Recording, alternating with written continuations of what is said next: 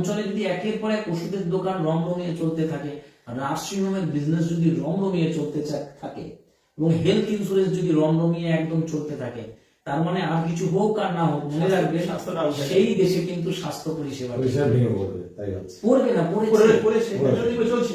কারণ যদি কোনো অঞ্চলে ওষুধ বেশি পরিমাণে বিক্রি হয়, যদি সঠিক চিকিৎসা হয়, কোনো অঞ্চলে যদি হসপিটালে যদি রোগী ভর্তি থাকে, তার মানে কি চিকিৎসা ঠিক হচ্ছে না। যদি চিকিৎসা ঠিক হতো তাহলে আস্তে আস্তে রোগী কমে যেত, কিন্তু এটা কিন্তু কখনো দেখা যায় না। তাই কোথায় কে কি করবে কোনো জানার প্রয়োজন নেই। আমরা স্বাস্থ্য সম্বন্ধে সচেতন হব, আমরা ওয়াটারপ্যাথিকে মেনে চলবো, আমরা জানবো যে কিভাবে ভালো থাকা যায়, কিভাবে সুস্থ থাকা যায়। তাই কোনটা খাদ্য, কোনটা অখাদ্য, কখন খাবো, কখন খাবো না, কি খাবো, কি খাবো না, বিভ্রান্তমূলক কোনো ভিডিও দেখে বা পোস্ট দেখে নিজের মাথা খারাপ করবো না। আমরা নেগেটিভিটির সমুদ্রে ঝাঁপ দেবো না। এটুকু বিলিভ রাখবো যে বারবার করে X virus, Y virus, Z ভাইরাসের জন্য বারবার করে ইনজেকশন বডিতে ফোটাবো না।